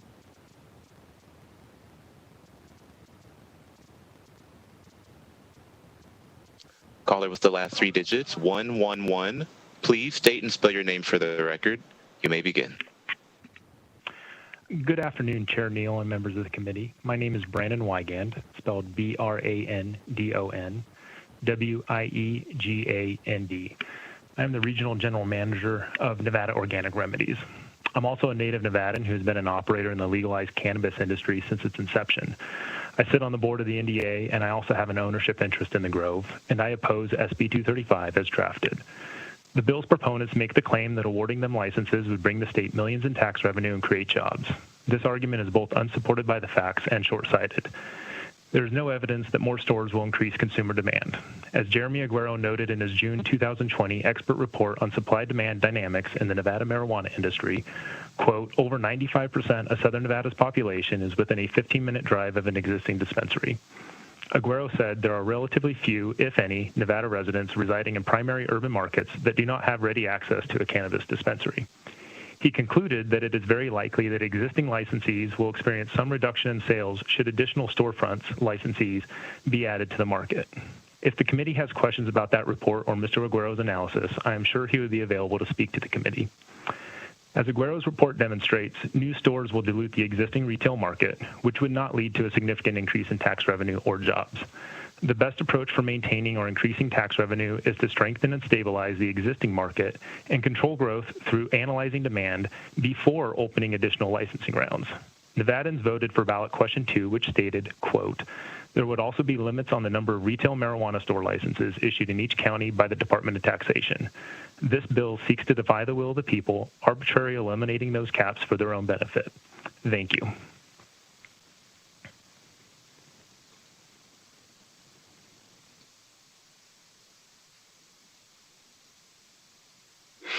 Caller with the last 3 digits, 801. Please state and spell your name for the record. You may begin. My name is Rusty Graff, R-U-S-T-Y. Last name is Graff, G-R-A-F. Good afternoon, Chair Neal and members of the committee. I'm a Nevadan, an attorney, and a participant in the Nevada cannabis industry. In the trial between the successful and unsuccessful applicants, today we've already heard from several unsuccessful applicants. I represented a successful applicant, Clear River LLC, in the 2018 recreational license application process, as well as in that litigation that ensued last summer. I'm testifying in opposition to SB 235 as written. The proponents of SB 235 would have this committee believe that the 2018 application process was somehow flawed and fraught with impropriety. This is not what the court ruled, nor what it found. Judge Gonzalez entered a 30-page findings of fact and conclusions of law regarding the application process that occurred in 2018. The findings and conclusions identified problems of a youthful industry, and more so those of an evolving administrative agency and structure. The Department of Taxation is no longer the administrative agency charged with the governance of this purposefully highly regulated industry. That's important because now the CCB, or the Cannabis Compliance Board, is charged with the responsibility of the governance of the cannabis industry in Nevada. The CCB has hit the ground running in the last 9 months. Among other responsibilities, the CCB regulates the licensing of all applicants in Nevada, as well as the duty to determine if additional licenses should be issued. SB 235 seeks to take those responsibilities from this newly formed agency and fails to recognize the successful learning curve that the CCB has benefited from over just a short number of months. The CCB was fully aware of the litigation, the arguments made therein, and the results of that litigation. In fact, the CCB reviewed and approved the settlements entered into by several of the applicants on both sides of that case, both successful and unsuccessful applicants. The litigation explored the process and brought to light its deficiencies, but the court deferred to the agency in its interpretation and creation of those governing regulations. The CCB is the third agency to govern the marijuana industry. I request that this committee allow the CCB to learn from the prior agency's mistakes and allow the CCB to govern according to their legislatively stated purpose. Don't take away the CCB's authority to determine how many and how future licenses will be awarded, especially less than a year after the CCB has taken charge. This proposed SB 235 is clearly an end run around Judge Gonzalez's decision in an attempt to award licenses to those that were unsuccessful both in 2018 in obtaining licenses as well as unsuccessful in the litigation. Thank you.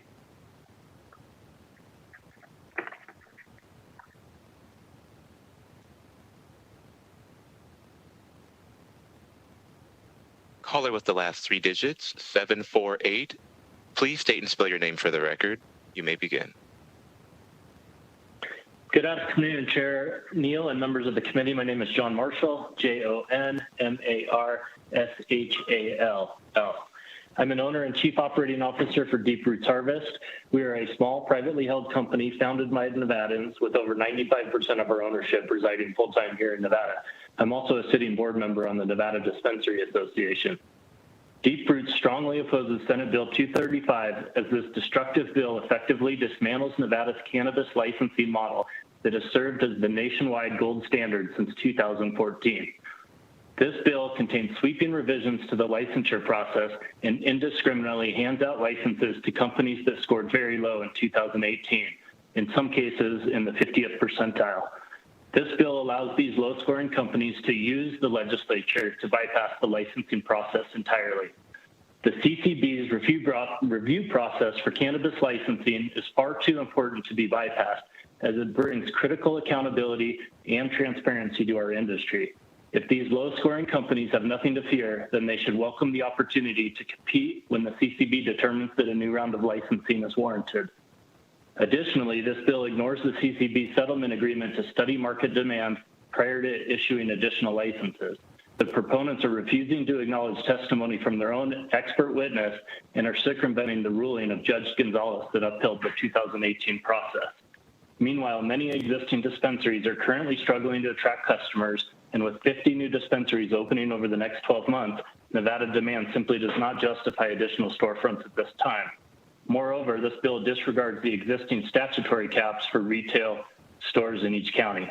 At its core, this bill is protectionist and anti-competitive, and it ignores the needs of Nevada's citizens. It is an attempt to skirt the will of the voters, the NRS requirements, the CCB regulations and its application processes, and local government authority to determine if more retail stores are needed. With that being said, it is disappointing to see that anyone would propose legislation that is so divisive at a time when the industry is healing from prolonged litigation. This bill is further designed to tell the business world that in Nevada, the rules are not to be trusted and can always change if special interests have their way. Therefore, Deep Roots encourages you to vote no on SB 235. Thank you.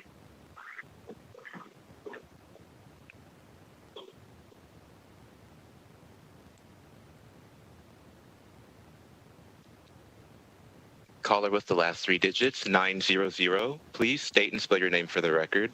You may begin. Good afternoon. My name is Joe Gutierrez, Joegutierrez. I'm an attorney representing Thrive Cannabis Marketplace and was one of the attorneys for Thrive during the DOT litigation before Judge Gonzalez. We are in opposition of this bill. As introduced, the bill appears to bypass the statutory provisions setting the number of establishments allowed in the state.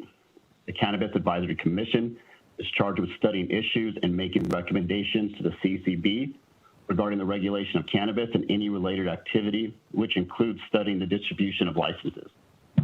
In July of last year, the Department of Taxation signed a settlement agreement in the DOT litigation regarding the 2018 application process, and the CCB approved the settlement agreement in a public meeting agreeing to task the Cannabis Advisory Board to complete a study regarding the number of licenses needed to satisfy the market and distribution thereof. The Cannabis Advisory Commission was only recently appointed, and to our knowledge, the study has not taken place. With over 50 licenses yet to open from the 2018 round of licensing it would be hard to believe the commission findings would support the addition of more licenses. Additionally, the proponents of this bill argued during the DOT litigation that the licenses awarded during the 2018 process were going to dilute the market so much that it would cause them irreparable harm. So the addition of more licenses would further their same argument.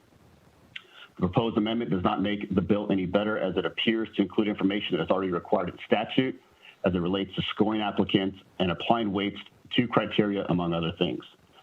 The CCB has come to the legislature asking for new positions and increased labor to handle its current workload and massive backlog. There are many regulatory activities that the board is trying to manage, and new licensing under a different structure will only further the issues and benefit a small number of groups, causing a further divide and less diversity in the marketplace.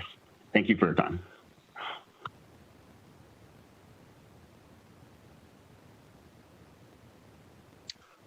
Caller with the last three digits, 093. Please state and spell your name for the record. You may begin. Good afternoon to the chair and the committee members. My name is Scott Rutledge with Argentum Partners. I am speaking today in opposition on behalf of our client, the Chamber of Cannabis. Just want to echo some of the other remarks made by those in opposition and to point out a couple of things. While there are certainly some things to like in the amendment and the bill itself, where it focuses on allowing retail or adult use establishments to sell to medical patients. The Chamber does support any and all efforts to increase access and reduce costs of cannabis for medical cannabis patients.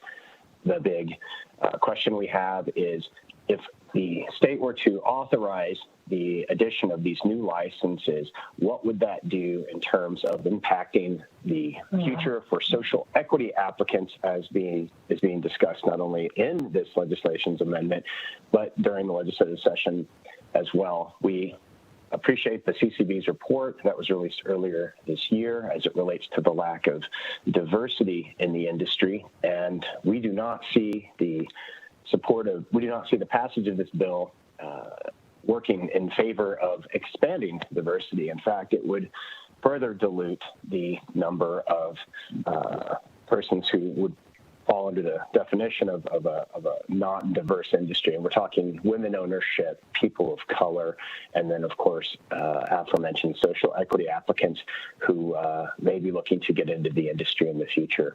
So for these reasons, the Chamber of Cannabis is in opposition to SB 235 as written and to the amendment as it has been proposed.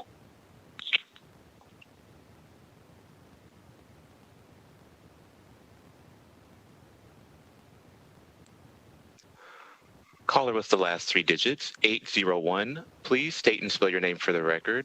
You may begin.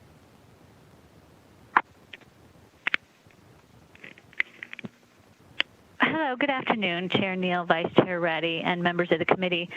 My name is Tisha Black, Tishablack. I am a native Nevadan, an attorney, and a participant in Nevada's cannabis industry. I am the founder and current president of the Nevada Dispensary Association. I have participated in Nevada's industry since its onset, have been successful and unsuccessful in licensing application process, and have participated in my capacity as an attorney in all of the litigations related to licensing. I am testifying in opposition to SB 235 as written with regard to the new licenses created in Section 2 that would be granted by this bill. As you are aware, the will of Nevada's people is to restrict the cannabis industry by limiting the number and location of cannabis licenses. These restrictions allow for the thoughtful protection of both our community and cannabis licensees against oversaturation and enables a methodical regulatory process to root. After 5 years of tumult on nearly every level, the NDA and its members are legitimately excited and relieved to have a settling regulatory framework that is policed and shepherded by the Cannabis Compliance Board. As this committee knows, the CCB is specifically purposed to understand our industry's unique needs and economic challenges. At a time when our industry, in conjunction with the CCB, must be moving towards stability, transparency, and diversity, SB 235 advances none of these goals. SB 235 supplants the CCB's authority to recommend licenses with private party demands, reroutes licensing away from the CCB, creates a brand new class of license, disregards market necessity, gives licenses to a select few who did not receive licenses in the 2018 application round, disregards the court order of a 2-month-long trial, and will create future litigation. Importantly, SB 235 seeks to create and distribute approximately 110 brand new licenses before any economic study is conducted by the CCB to determine their need. As Director Klimas testified, over 50 previously awarded recreational licenses are yet to come online. They are due on or before February of 2022. These licenses will be opening in communities in addition to any new licenses granted under 235. 235, without a doubt, will increase the number of present-day recreational licenses by over 200%. It will surpass this prescribed statutory population cap and does not take into account where these licenses will be concentrated, as keep in mind, many outlying counties do not allow for cannabis establishments. All of this is going to be done before Nevada, through the CCB, determines that market demands will meet the supply. We have heard of the want for a fair and open process, yet it is a handful of well-heeled, unsuccessful 2018 applicants who already have recreational dispensary licenses that brought SB 235 to this committee. Through this protectionist bill, they are asking you to handpick winners and direct new licensees to a select few without the recommendation or oversight of the CCB. This is neither fair nor open, and it should not be Nevada's standard. Circumvention of our CCB process will perpetuate instability and lawsuits and limit diversity while undermining the CCB's regulatory process. The Nevada NDA board voted to oppose this bill as it conflicts with the NDA's most fundamental tenet, that licenses should be limited as the people's willed unless and until it is determined by the CCB that more should be awarded or new licenses should be created. In either such case, the NDA would support such new licenses provided that they are awarded pursuant to a fully open, transparent, merit-based process. Let me say in closing that the NDA appreciates the opportunity to speak on this bill and the committee's attention. Thank you.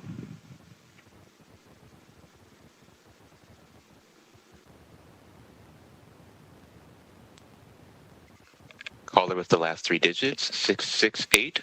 Please state and spell your name for the record. You may begin.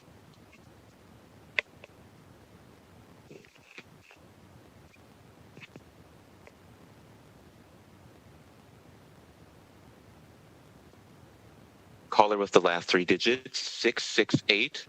Please press *6 to unmute yourself. Then state and spell your name for the record. You may begin. My name is Lake Martin, LAYKE-MARTIN. Good afternoon, Chair Neal and members of the committee. I'm the Executive Director of the Nevada Dispensary Association. The NDA board is comprised of 5 representatives elected from the membership at large. The board members guide the policy positions of the NDA, and they take action by agreement or through majority vote. This bill's proponents, one of whom is an NDA board member, do not share the concepts in SB 235 with the board or with the NDA membership in advance of the bill being introduced. There's a reason for that. The award of new licenses as set forth in Section 2 of the amendment threatens the strength and integrity of the industry at large, and it's not something that the NDA would ever support. The bill's proponents hoped that the association would stay neutral, and when the board voted to oppose the bill, the proponents sought to make it look like the board acted against the interests of its members. That's simply not true. The NDA's mission is to develop and promote best practices among Nevada's dispensary owners.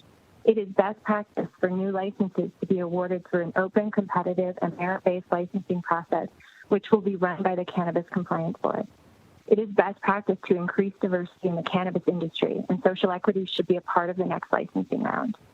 It is best practice for all applicants, including those in the proponents group, to have to apply in an open merit-based licensing round in order to be awarded licenses.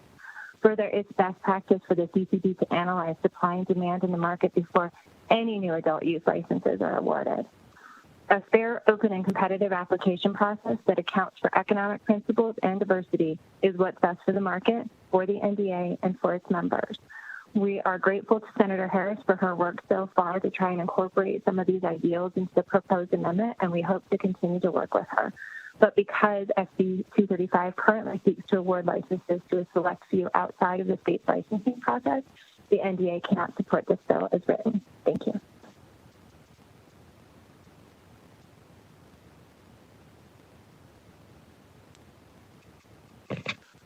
Caller with the last three digits, 913. Please state and spell your name for the record. You may begin.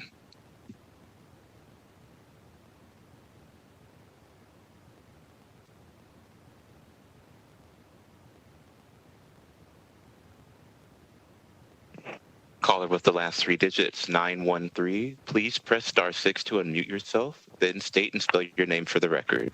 You may begin. Hello, my name is Aisha Goins, AESHAGOINS. Thank you, Chairwoman Neal and committee. I am an advocate, activist, community servant, and pioneer in the Nevada cannabis marketplace.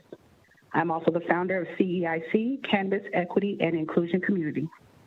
It is with great fervency I oppose Senate Bill 235 on behalf of CEIC and Deep Roots Harvest. Every time we turn our heads the other way, when we see the law flouted, when we tolerate what we know to be wrong, when we close our eyes and ears to the corrupt because we are too busy or too frightened, when we fail to speak up and speak out, we strike a blow against freedom and decency and justice. Attorney General Robert F. Kennedy. On Thursday, February the 4th, Nevada Cannabis Compliance Board Executive Director Tyler Clemens presented the Nevada Cannabis Business Demographic Study to the Assembly Judiciary Committee. The study received a response from 99% of the state's cannabis establishment owners. Of those 612 total owners, 28 were Black, 14 were Alaskan Native or Indigenous, and 71 were Latin or Hispanic descent. According to the latest census data, approximately 18% of all U.S. businesses are minority-owned. Although I appreciate the idea of strengthening the cannabis medical marketplace and Senator Harris' conceptual amendment that includes a study and the social equity language, my largest concern is introducing new licenses without allowing the current 50 pending retail establishment licenses to open business. The results of SB 235 could end in an oversaturated marketplace, which would make it even more difficult for those potential social equity applicants to have a sustainable business model.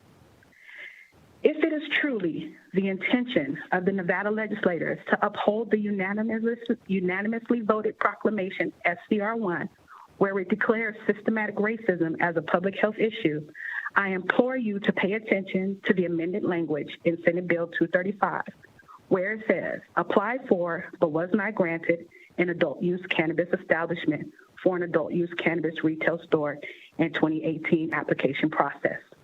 This language could bypass the CCD's ability to put in place a fair and transparent process that would move the Nevada cannabis marketplace into a more diverse and inclusive market. I appreciate your time and thank you.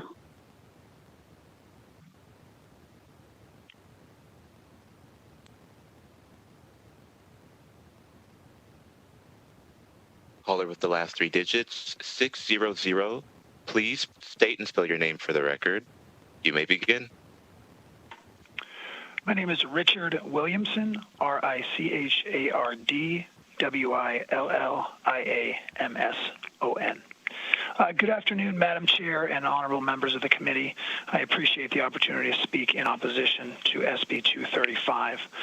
I represented Deep Roots Harvest in the licensing litigation last summer, and so I want to specifically speak on some of the issues related to that litigation. First, once we noticed that the proponents are offering a new economic report, we thought it was important for the committee to be aware of the economic report they had already paid for and argued in court. We have submitted that to the committee secretary and would ask that it be included in the record. Importantly, The new economic report actually acknowledges that more licenses would likely require a reduction in tax revenue rather than an increase. And most importantly, their original report that they submitted in court argued that there was already too many licenses, and that in fact, as it stood then, a year ago in June of 2020, that dispensaries were within a 15-minute drive of 95% of the population. As you've already heard today, another 50 are already due to come online, and now the proponents want to offer even more. Certainly, I think we do not want a dispensary on every street corner in our state. Importantly, there was also some discussion about Judge Gonzalez's order. Again, I would encourage the committee to read the entire order. It is absolutely true that she found a number of flaws in the licensing process that the Department of Taxation employed. But importantly, she found that those flaws affected both sides. And in fact, that there were tainted plaintiffs that engaged in conduct questionable, trying to influence the outcome. So by no means did Judge Gonzalez find that that there was any unfairness on these plaintiffs, on the proponents' part. In fact, if you look at the end of her findings at paragraphs 75 and 76, she discusses both the tainted and the untainted plaintiffs, and more importantly, found that the equities do not even favor the untainted plaintiffs. So put another way, the proponents of this bill do not deserve help. They did not warrant a handout. So it was not that she felt that she couldn't do something or that the law needed to go to the legislature. She acted. In fact, she found that the Department of Taxation's departure from requiring every owner and officer and board member to be background checked was inappropriate, and she did enter an order on that. But when it came to the proponents and the plaintiffs, she in fact found that their claims were speculative and that the equities were not in their favor. Turning to the bill, certainly, and I think Vice Chair Ratty was correct to point out, if there are flaws and if there is confusion, by all means, let's address that. And I would encourage the CCB to study that and the legislature to take that up in due time. Section 1 of the proposed amendment would address some of that confusion. The problem is the sandwich that follows, it's sections 2, 3, and 4 in the proposed bill that really ask to flood the Nevada market with unneeded licenses being awarded to unsuccessful operators. If the idea of social equity, if it is that important, it should be first, not last. By all means, if social equity is important, if we are serious about that, the CCB should study social equity, should decide whether or not new licenses should be awarded, and then should, by all means, award those to social equity applicants. But to flood the market with new licenses first, and then say we'll conduct a study, and maybe hand some out to social equity, shows where the proponents' priorities really lie. Lastly, I think it is very troubling that the proponents of this bill do not even know how many licenses it would award. And with such a poorly thought out and poorly put together proposal, clearly designed to only favor a handful of unsuccessful applicants, I would urge the committee to vote no. Thank you.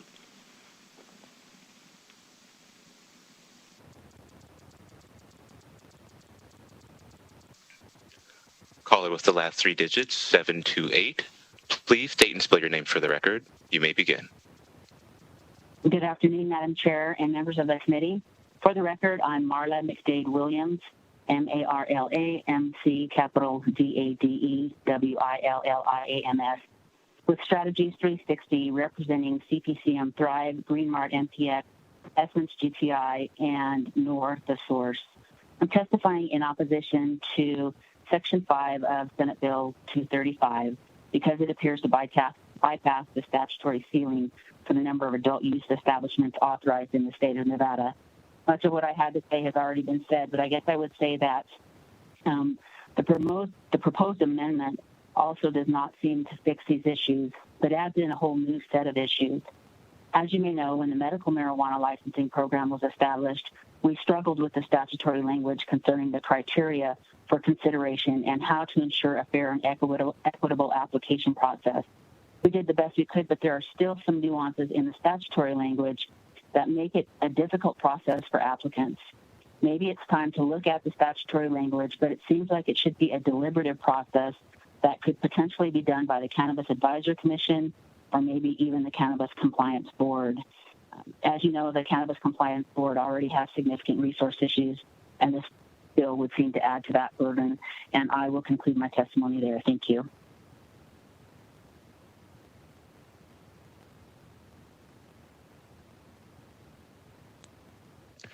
Thank you, Chair. There are no other callers to offer opposition to SB 235 at this time. Thank you. So is anyone on the line for neutral testimony? If you would like to offer neutral testimony to SB 235, please press star 9 now to take your place in the queue. Once more, if you would like to offer neutral testimony to SB 235, please press star 9 now to take your place in the queue.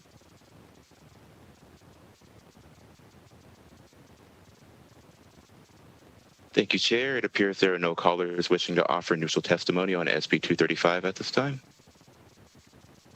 Okay, so we will come back to the presenters. Oh, it's CCB. Mr. Klimas, did you have, or are you just? Chair, this is Tyler Klimas for the record. No, I'm all right. Okay. All right, then. All right, so we'll go back to the presenters for closing. Actually, Senator Kekeffer, are you still on? Yeah, I'm here, but I'm all good, Madam Chair. Thank you. You're good? Okay. So we will go to closing comments for the presenters. Thank you, Madam Chair, and really appreciate your time on this long hearing and difficult issue. I just wanted to, David Goldwater for the record. I wanted to make, it's no surprise, much of the opposition that you heard today spoke to the bill and not the amendment. The amendment attempted to resolve many of the issues that opponents pointed out. It's also no surprise that the companies that oppose this bill are winners of multiple, up to 10 to 15 licenses in the last round. And it's ironic to me, and I think many of the proponents, that winners of 10, 15 licenses are opposed to people getting or being able to convert their medical license into one other location in which they can move. Lastly, regarding the Nevada Dispensary Association, I too am a board member of the Dispensary Association. Nobody on this committee is a stranger to internecine battles among associations, but this was a unique case where the association took a position on a bill that the members had a differing of opinion. Not only was it a differing opinion at the board level, when asked to put the issue to a vote to the membership, the 3 board members who were in favor on a 5-person board were all multiple license winners and giant companies, to the exclusion of the 2 owners of small companies. Again, I thank you for your attention. I look forward to working with the sponsor on seeing if we can improve this bill, and I'll hand it back to you. Thank you very much, Chair Neal. Okay, thank you for that. All right, so we will go ahead and close the hearing on SB 235. And we will open up for public comment. Thank you, Chair Neal. If you would like to offer public comment on today's meeting, please press star 9 now to take your place in the queue. Once more, to offer public comment on today's meeting, please press star 9 now to take your place in the queue.